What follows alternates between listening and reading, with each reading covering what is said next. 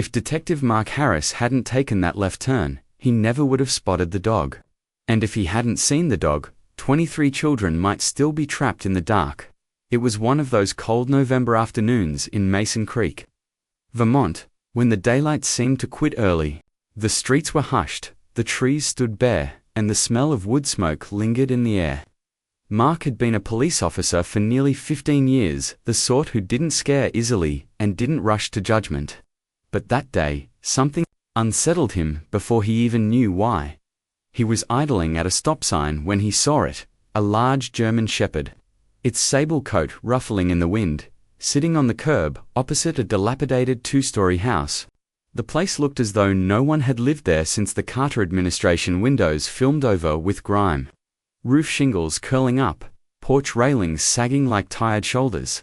But the dog wasn't wandering aimlessly. It was fixed on the front door, sitting motionless, ears forward, amber eyes locked as though waiting for it to open. No sniffing around, no signs of distraction, just that unwavering stare. Mark rolled down his window. "Hey buddy," he called softly. The shepherd didn't blink. The light turned green, and Mark drove on, telling himself it was nothing, probably a neighbor's pet guarding something, or just keeping watch. But 3 blocks later, the image of the dog's posture still nagged at him. He'd worked with canine units before. This wasn't random behavior. This was focus. The next day, Mark intentionally took the same route. Sure enough, the dog was there again, same spot, same stillness, same unyielding gaze at the old house.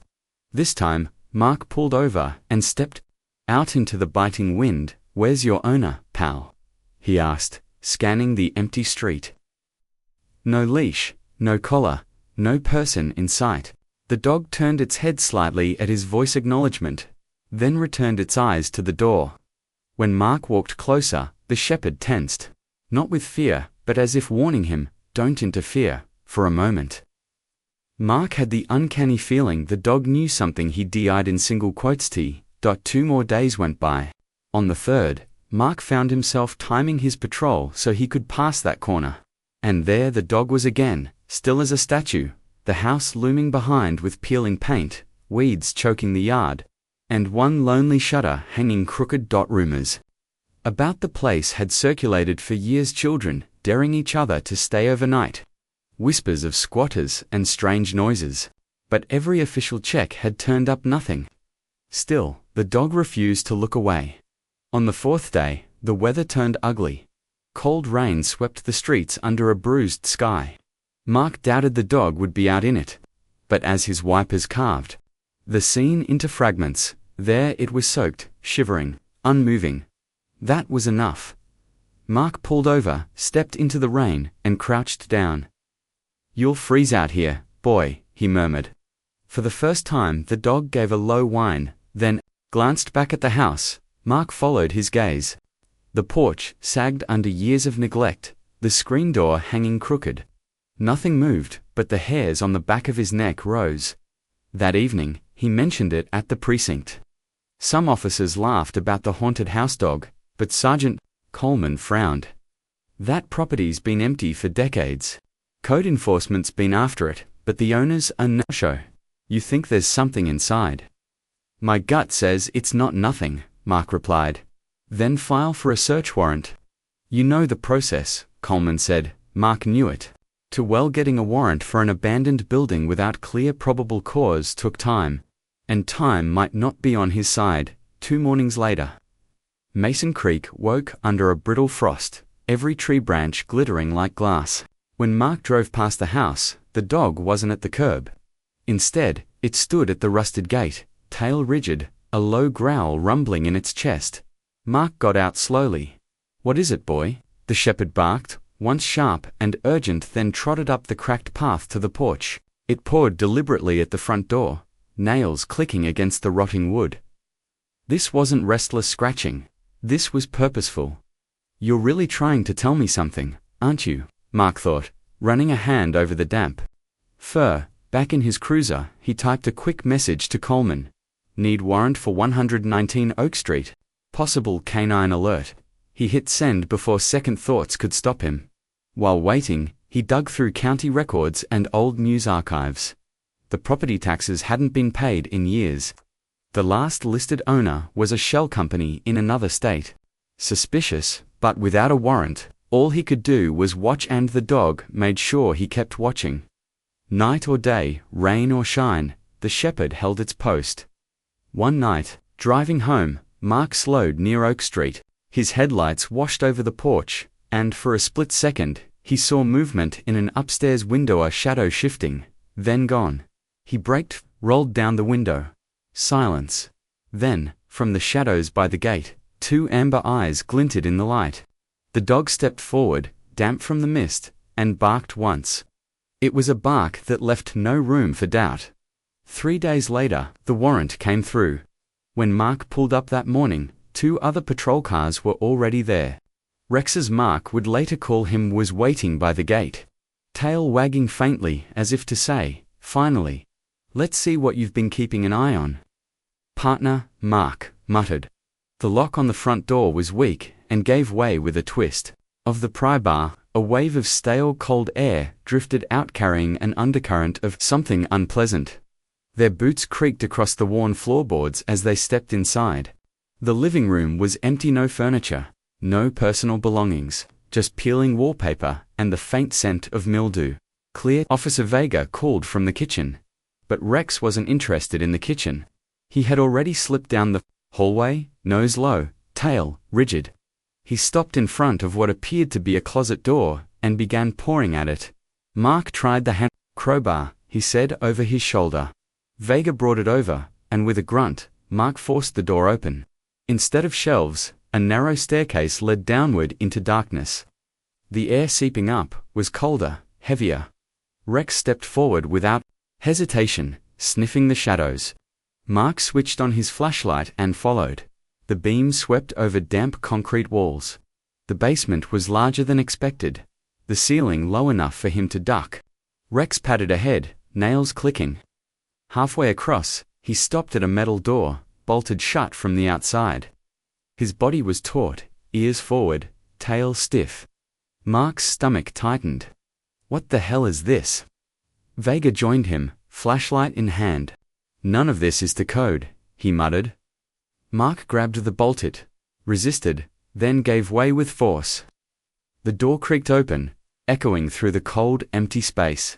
His flashlight barely touched the far wall. Something shifted in the shadows. He stepped forward, breath visible in the frigid air. The moment the door opened, it felt colder still. Rex stood in the threshold, muscles tight, eyes flicking between Mark and the darkness. "What is it, boy?" Mark whispered. The beam swept the room maybe 20 feet across, mostly empty. Dust floated in the light. Somewhere, water dripped steadily. Vega muttered, "Creepy as hell." They moved in slowly, the cracked concrete floor echoing underfoot. Rusted pipes clung to the walls. There was mildew, stale air, and another scent Mark couldn't place. Rex moved to the far wall. Sniffing a patch of darker, rougher concrete, he pawed at it once. "Vega, shine your light here." The beam revealed exactly what Mark suspected: a second door. This one was wooden, reinforced with steel bars. Mark knelt, running his fingers over the surface. The wood was scarred, of varying depth, not random, but repeated, as though something sharp had been dragged over the same spots again and again. Vega shifted. "You thinking what I'm thinking?" "Yeah," Mark replied. "And hoping we're wrong." The padlock was old and heavy, built to be broken rather than picked.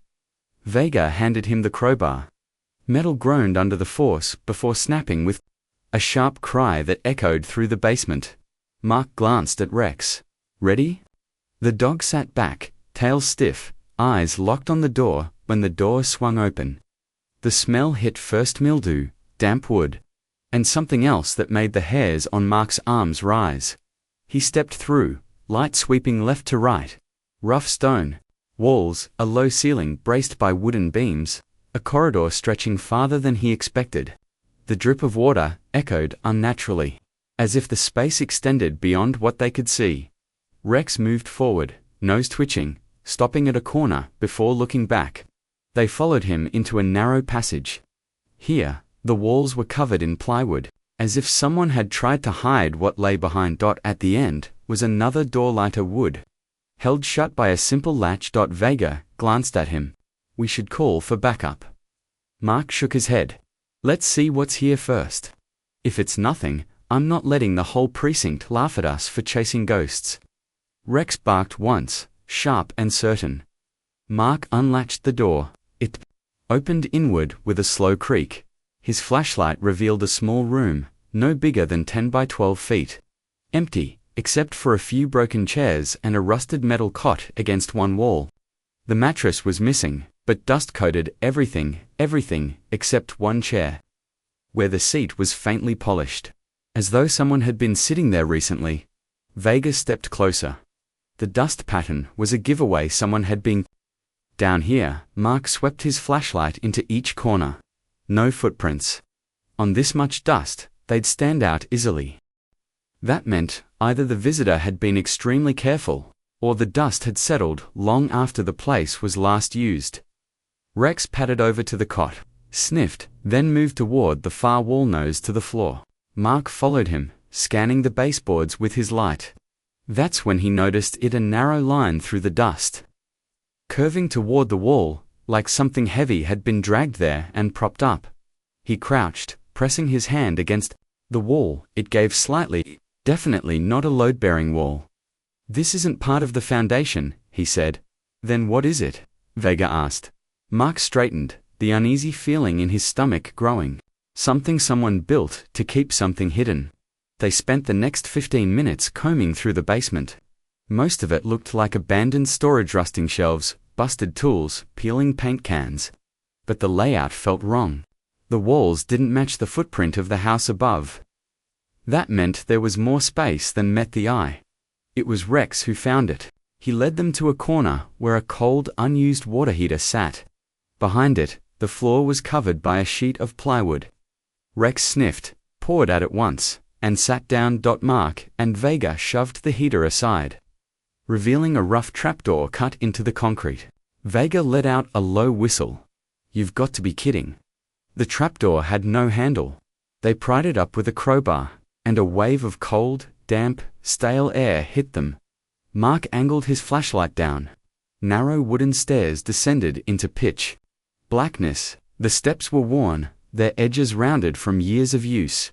You armed? Mark asked. Always, Vega said, patting his sidearm. Mark glanced at Rex. Stay close, buddy. They went down. The stairs ended in a hallway dug directly into packed earth, the ceiling held up by rough wooden beams, mold creeping along the edges. Mark's flashlight revealed scuff marks on the ground, shoe prints, some large, some small. The end stood another door. Heavy steel, newer than the rest. A thick bolt secured it from the outside. Mark ran a hand over the condensation-slick metal. Rex's ears stood up, nose pressed to the gap beneath. He whined softly. Mark's instincts screamed at him.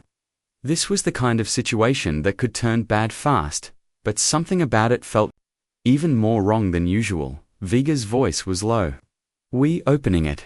Mark nodded. He slid the bolt free, its squeal echoing down the hall like a warning. Beyond the door, the darkness swallowed everything. He stepped in, flashlight beam cutting through the gloom. The air felt heavier here, carrying the scent of damp concrete, stale sweat, and something faintly metallic. Shapes emerged in the beam, bundles of cloth. A cracked plastic chair, dented metal trays stacked in a corner. Rex moved ahead, tail low, sniffing. He stopped suddenly, staring toward the far wall. There was another door there, small, wooden, half hidden in shadow. No lock. Something about it made the hairs on Mark's arms rise. This is too much for just the two of us. Vega whispered. Mark didn't answer. He was listening. From behind that door came a faint sound, not the creak of settling wood, but something alive, a breath, maybe a muffled word. Rex turned, ears forward, eyes locked on Mark. Another short, urgent whine. Mark's pulse pounded. Okay, buddy, he murmured. Let's see. He reached for the handle, but froze when the sound came. Again, clearer this time. A voice, small, frightened, then silence. Vega's flashlight trembled slightly as it swept the frame. "You heard that?" Mark nodded. "Yeah." Rex stayed locked in place, every muscle tense. Mark had learned to trust two things over the years: his own instincts and a good dog's. Right now, both were saying the same thing. The handle turned easily. The latch clicked softly. The door swung open with a faint creak, revealing a narrow passageway. The walls were so close, Mark's shoulders brushed them if he stood centered. The dirt floor was uneven, pressed with footprints, some too small to belong to an adult. Vega saw them too. "Kids," he muttered. Mark stayed silent, the thought lodged in his mind like a splinter. The air grew colder as they moved forward, the beam of light catching crude wooden partitions on either side. They weren't full walls, more like stalls. From farther ahead came a metallic clink, then silence. Rex moved in short bursts, pausing to sniff at each partition. The first was empty, just a heap of dusty, matted blankets. The second held a broken chair. The third made Mark stop, scratched into the wood, where tally marks 2 or 3 dozen, arranged in uneven rows. Below them, carved letters. "Mum." The word was rough, almost illegible. Vega exhaled slowly. What the hell happened here? Mark shook his head. "Let's keep going." The floor dipped slightly. The smell shifted, less mold, more of that metallic tense that tightened Mark's throat. At the end of the hall was another door. Unlike the others, this one was fresh wood, neatly painted. It looked completely out of place. Here. Rex sat in front of it, gaze fixed, unmoving. Mark crouched beside him. "You've been leading us here the whole time, haven't you?" Rex gave a low whine and glanced at the handle. Vega stepped forward, voice low. "We don't have backup yet. Once we open this, we're in it for good," Vega warned. Mark straightened. "We passed that point already." He reached for the knob, his hand steady despite the rush of adrenaline, and turned it. The door opened onto a larger room, lit only by a single bare bulb swaying slightly from the ceiling. Its weak, flickering glow bathed the space in an unsteady, yellow light. Along the far wall stood 3 narrow beds, metal frames, topped with thin stained mattresses. A low table beside them held a dented metal pitcher and a few cracked cups. On the floor, toys lay scattered. A small plastic truck missing its wheels, a faded stuffed rabbit, a warped jigsaw puzzle. The air felt warmer here, but it did nothing to ease the cold crawling up Mark's spine. Then it came again, a quick, sharp breath, as if someone had been holding it for too long. Mark's flashlight swept toward the sound. In the corner, a rough curtain of fabric hung from the ceiling. He moved toward it, each step measured. Rex pressed close at his side, silent. Mark grabbed the curtain's edge and pulled it back empty. Just another stall, a thin blanket neatly folded in the corner. Vega let out a quiet sigh, but it lasted only a moment. A soft thud sounded from behind them. Both men spun, lights slicing across the room. Rex was already moving, head low, tracking the noise to a section of wall that looked wrong. The boards here were newer, nailed in haste, with a faint current of warm air leaking through the gaps. Mark ran his palm across the boards until one shifted under pressure. "Help me with this," he told Vega. They worked quickly, prying the planks loose until an opening appeared, small, but just large enough for a child to crawl through. Mark shone his light inside. A small, cramped space, barely bigger than a closet. 2 wide eyes stared back at him. The child, no more than 8, crouched low, knees hugged to their chest. Their hair was tangled, their clothes thin and worn. For a moment, they didn't move. Then their gaze found Rex, and something in their expressions softened. Rex crouched to their level and gave the gentlest whine Mark had ever heard. The child hesitated, then stretched out a trembling hand. Rex stayed perfectly still until the hand touched his fur, then his tail wagged once. Slow and deliberate. Mark knelt, voice low and steady. "Hey, you're safe now, we're the police." The child's lips parted, but no words came. They looked from Mark to Vega, then back to Rex. Finally, in barely more than a whisper, they said, There's more. Mark's chest tightened. More, what? The child swallowed. More kids. Vega's eyes met his over the child's head. No words were needed, they both understood the scope had just grown far beyond what they'd imagined. Mark glanced toward the darkened hallway, imagining every door and corner they hadn't yet checked. He looked back to the child. Can you show us? A pause, then a single nod. Mark helped them through the opening, steadying them when their legs wobbled. Rex stayed close, an anchor in the uncertainty.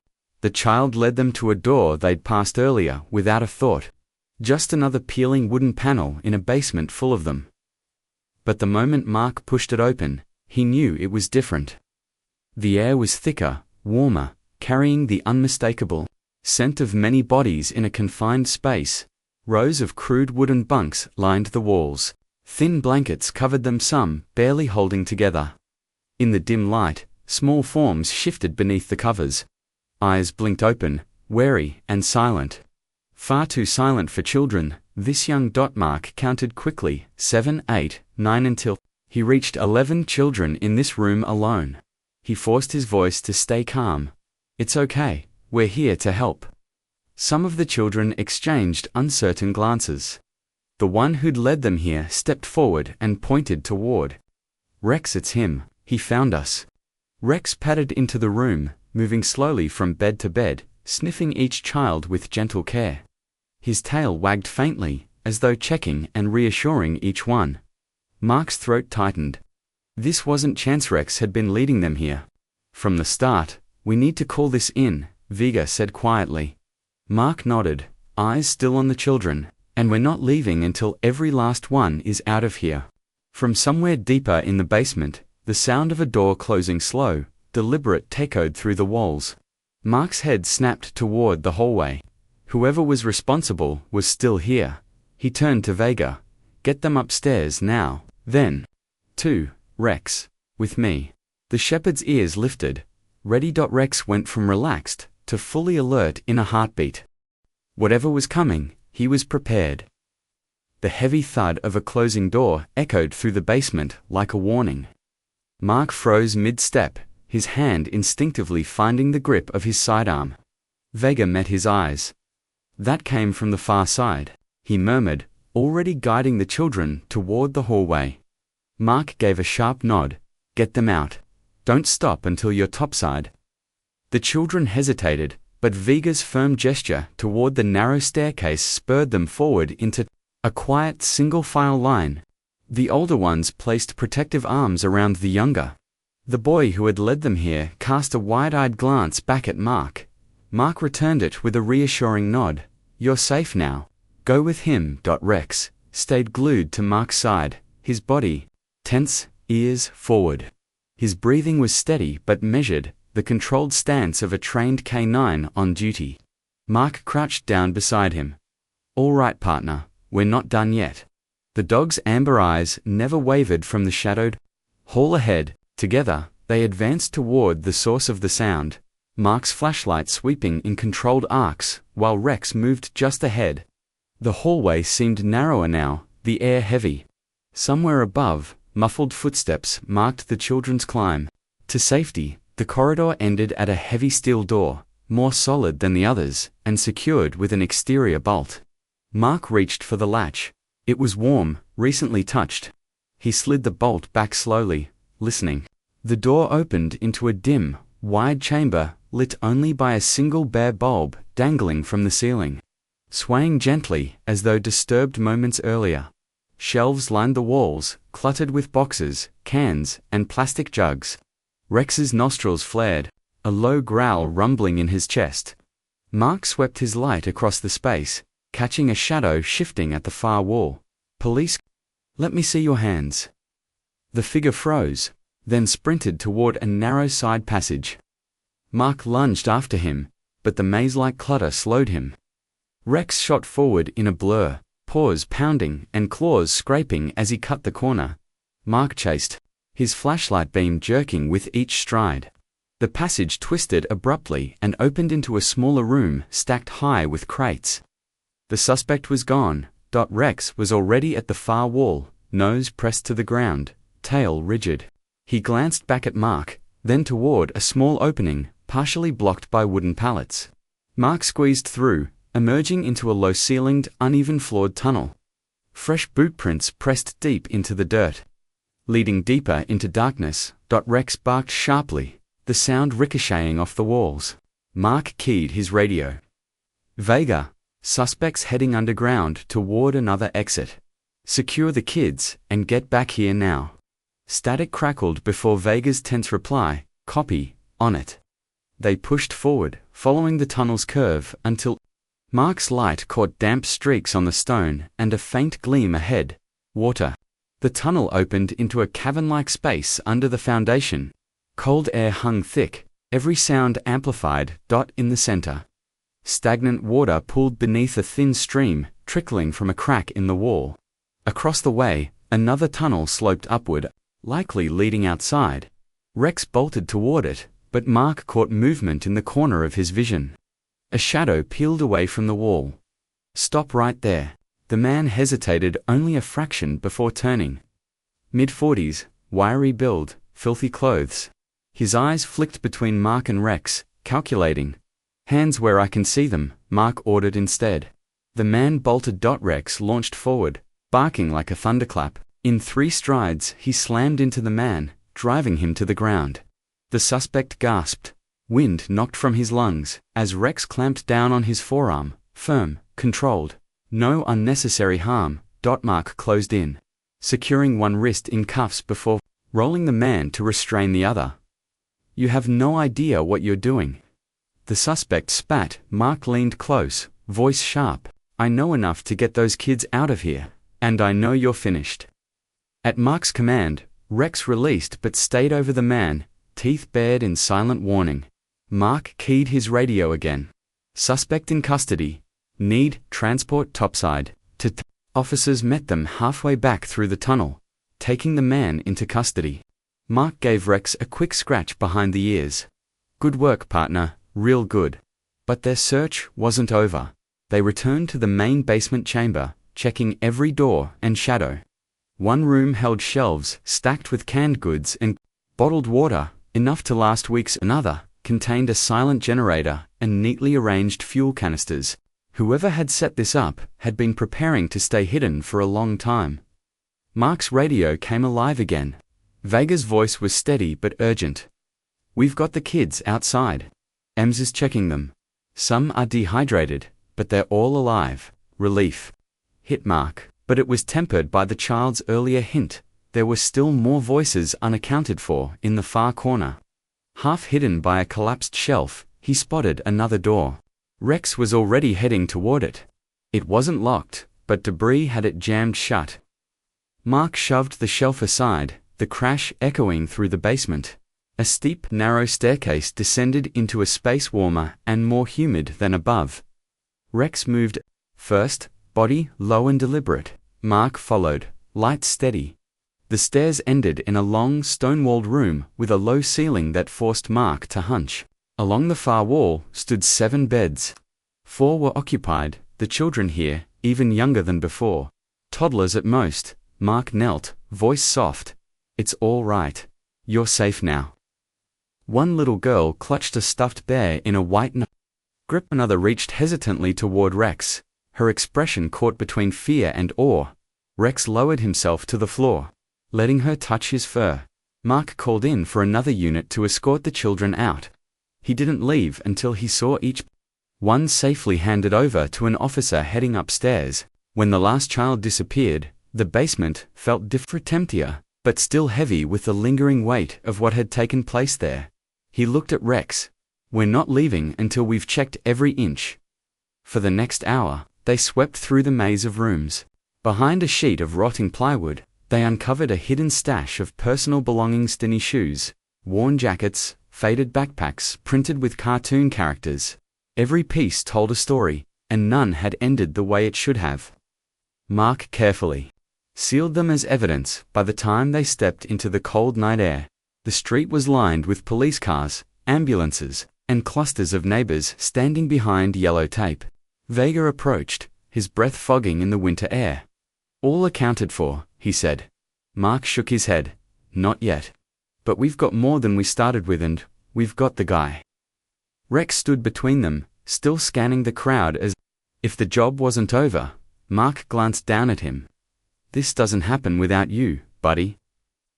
Rex's tail gave a single wag before his gaze returned to the darkened house.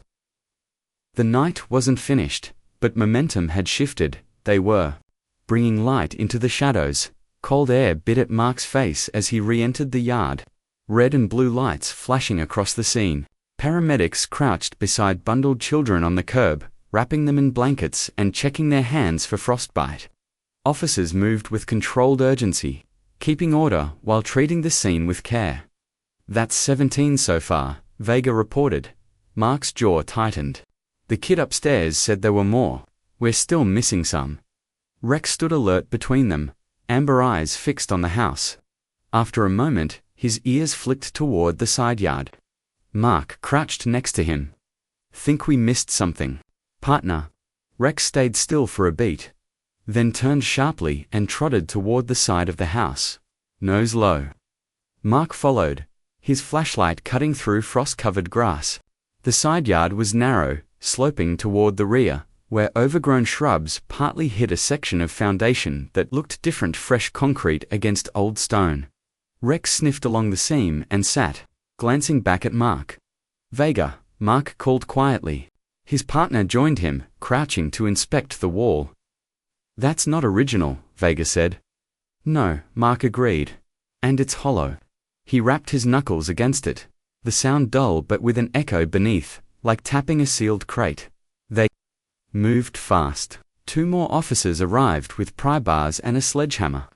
The first strike rang out like a gunshot in the winter stillness. Concrete cracked, dust spilling into the air. Rex stepped back, ears pinned against the noise but eyes locked on the spot. After 10 minutes of pounding and chiseling, the slab broke away, revealing a cramped crawl space. A wave of warm, stale air drifted out. Mark dropped to his hands and knees, shining his flashlight inside. The beam-littered dirt floor, wooden supports, and farther back another doorway. I'm going in, he said. Vega frowned. You sure? That thing's barely wide enough for you. Then it's perfect for kids, Mark replied. He crawled forward, cold earth pressing against his palms, the ceiling so low it forced him to keep flat. Rex followed close, his movements cautious but sure. The crawl space ended at a short flight of wooden steps leading to a plain plywood door. It wasn't locked, just secured with a metal rod. Mark eased it loose, the scrape of metal against wood loud in the stillness. He pushed the door open slowly. The beam from his flashlight swept over a larger room than expected. The walls were rough planks, the ceiling low and sloped. 6 small beds lined one wall, each with a thin blanket. In the far corner, cardboard boxes formed makeshift shelves holding clothes and shoes. In the middle of the room, a group of children sat huddled together. The oldest looked no more than 12, the youngest perhaps 3. Mark knelt, lowering the light so it wouldn't blind them. Hey, he said softly. My name's Mark. We're here to get you out. For a moment, none of them moved. Then a boy with dark hair and tired eyes asked, Where's the man? He's not coming back, Mark said. You're safe now. Rex stepped forward, tail wagging low, and sniffed gently at the nearest child. A little girl reached out and brushed her fingers over his fur. The tension in the room is slightly. Mark keyed his radio. We've got 6 more. Need blankets and M's down here now. Copy, Vega's voice crackled back. On the way. Mark stayed until paramedics arrived, passing the children one by one through the narrow opening. The last boy, gripping a battered baseball cap, paused, glancing back into the room. What is it? Mark asked. The boy hesitated. Another place. Mark's pulse quickened, where the child pointed to the far wall behind the boxes. Mark crossed the room quickly, moving the boxes aside to reveal a panel of plywood hinged near the floor. Rex sniffed at it once, then barked sharply. Mark unlatched it and swung it open. A tight passage sloped downward, the air growing warmer and more humid as it went. They moved fast, his flashlight beam bouncing along packed earth walls. The narrow passage twisted twice before opening into a chamber that brought Mark to a halt. It was the largest room he'd seen yet, and it was crowded. 9 more children sat along the walls, wrapped in blankets and clutching cups of water. An officer knelt among them, speaking gently. Vega looked up when Mark stepped inside. Found them hiding, Vega explained. They wouldn't come out until we got the first group upstairs. Mark quickly counted. That's all of them. Vega nodded. 23 in total. Mark let out a slow breath. Relief washed over him, tangled with a simmering anger. At what these kids had endured, his gaze shifted to Rex, who was quietly moving from child to child. Sniffing at them softly, tail swaying with deliberate gentleness. One boy buried his face in Rex's fur and didn't let go. It took nearly an hour to bring everyone outside. Paramedics moved in a steady rhythm, checking pulses, handing out warm drinks, tightening blankets around small shoulders. Behind the police tape, neighbors stood watching under the pale wash of emergency lights. Mark stood at the edge of the scene, taking it all in, the children safe in the ambulances, the suspect being led into a squad car, Vega giving a statement to a reporter. Rex sat beside him for the first time in hours. "You did good tonight," Mark murmured, scratching behind the shepherd's ears. Rex leaned into the touch, then glanced toward the dark silhouette of the house. Mark followed his gaze. "Yeah," he said quietly. "No one's ever going to be locked in there again." When the final ambulance pulled away, the scene began to settle. Officers packed up equipment.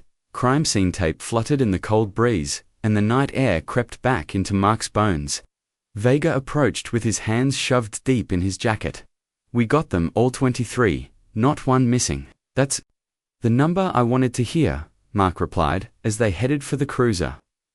Rex trotted ahead, ears relaxed, tail swinging with tired satisfaction. Mark knew this night would stay with him forever, not because of the arrest or the paperwork that awaited them, but because of the way Rex had led them, step by step, through every locked door and hidden passage, until every child was safe.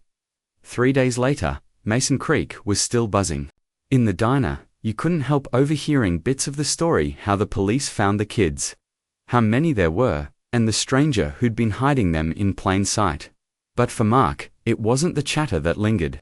It was the silence, the still, heavy air in that basement, and the wide-eyed looks that spoke more than words ever could. That morning, he sat at his kitchen table, coffee cooling beside him, early lights spilling across the floor. Rex was stretched out at his feet, breathing evenly, never far from Mark since that night. A knock rattled the door. Mark opened it to find Vega, juggling 2 paper cups of coffee in one hand and a folded newspaper under his arm. "Thought you could use this," Vega said, stepping in without waiting for an answer. "You're not wrong," Mark replied with a faint smile. Vega set the paper on the table. The front page showed Rex sitting on the sidewalk that night, a blanket draped over his back, 2 children leaning against him. The headline read, "Hero Canine helped save 2-3. Mark stared at it for a moment. "That's the image people will remember." "They should," Vega said, sitting down. "He earned it." Rex lifted his head at the sound of his name, then settled back down. The day moved slowly. Calls came in from reporters. A TV crew wanted an interview. Mark declined most of them. The children needed privacy, not more cameras. Still, there were meetings. The mayor wanted to hand out commendations. The school board sent a thank you letter. A church group started a clothing drive. Everywhere he went, people wanted to know about Rex. By late afternoon, Mark made it to the station. The lobby was busier than usual, with donors dropping off toys, blankets, and gift cards. Behind the desk, an officer stacked boxes into neat piles. In the corner, one of the rescued boys sat with a social worker, quietly coloring. When he spotted Rex, his face lit up. "Rex," he called. The shepherd trotted over, tail wagging, and sat in front of him. The boy hugged him tight, before pulling back. "You doing okay?" Mark asked. The boy nodded. "They gave me new shoes." He stuck out his foot to show them. "That's great," Mark said. "You deserve them."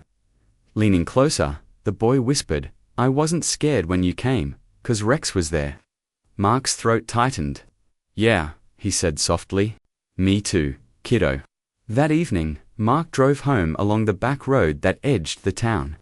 The air smelled of wood smoke and faint autumn sweetness. Rex rode in the passenger seat, head out the window, ears flapping in the wind. Mark thought back to the first moment he'd seen Rex.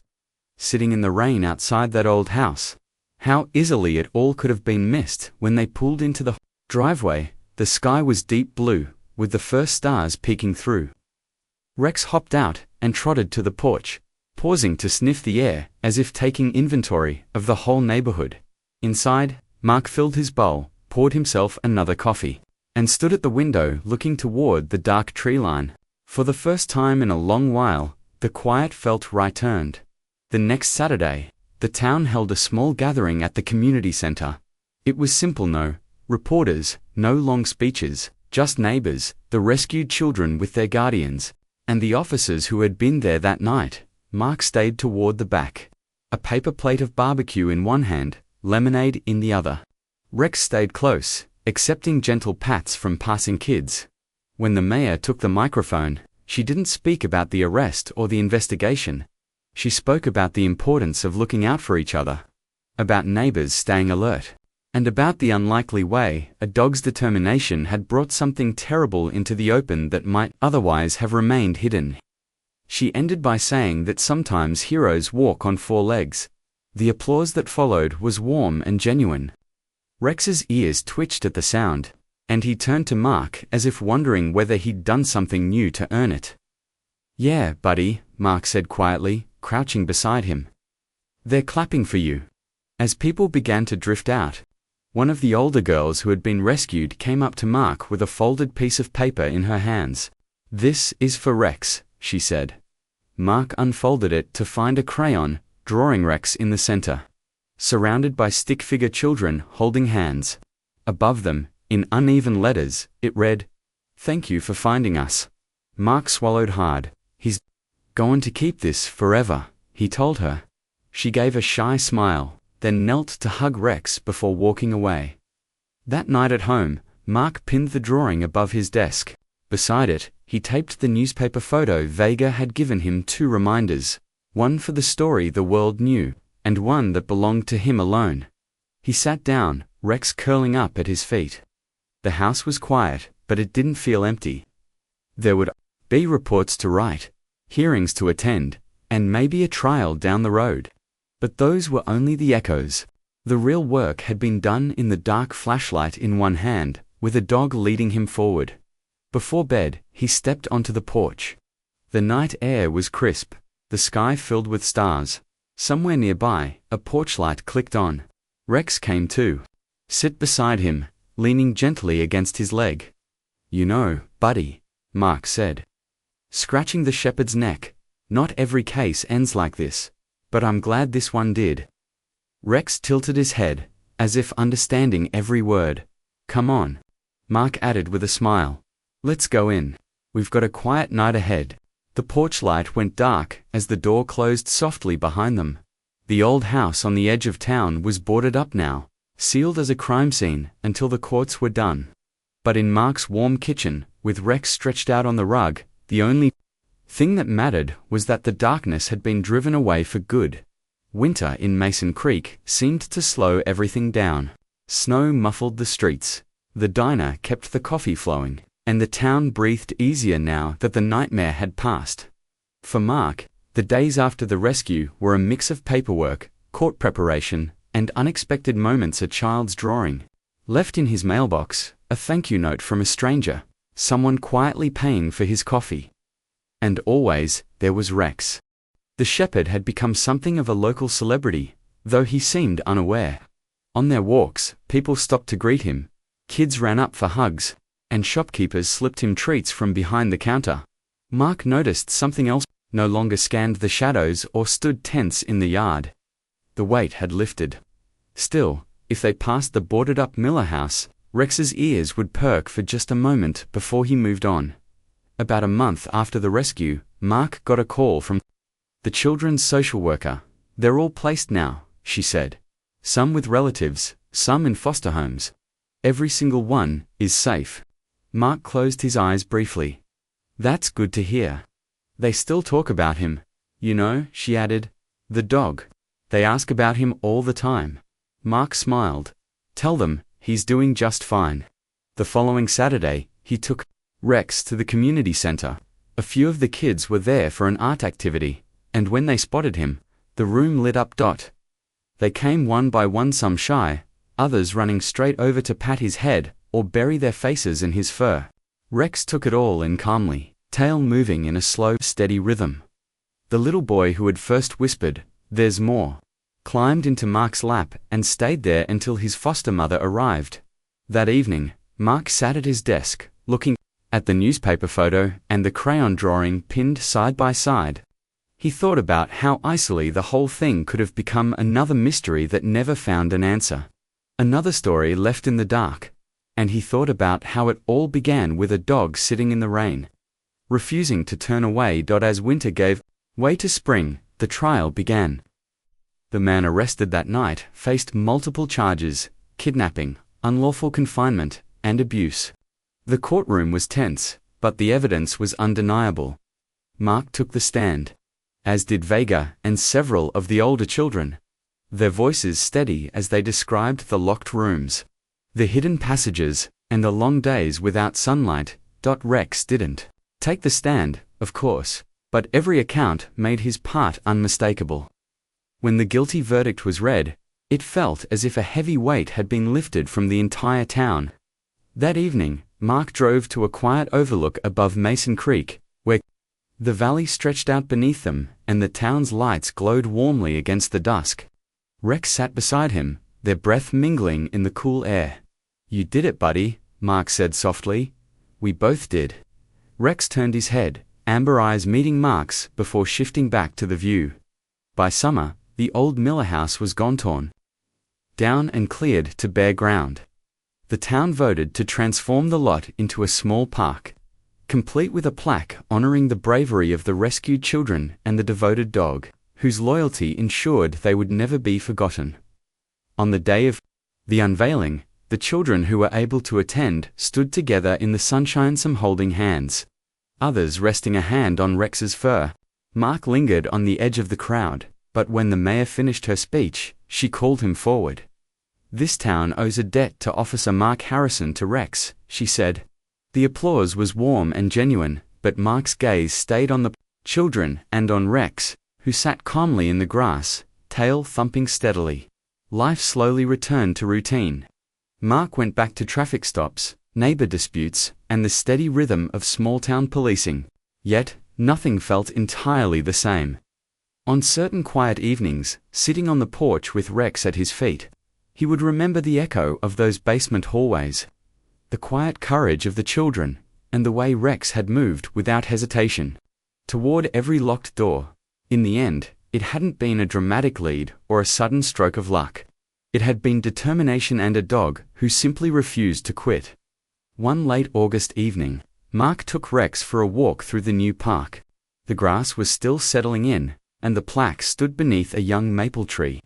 He stopped to read it again, its words cast in bronze, then looked down at Rex.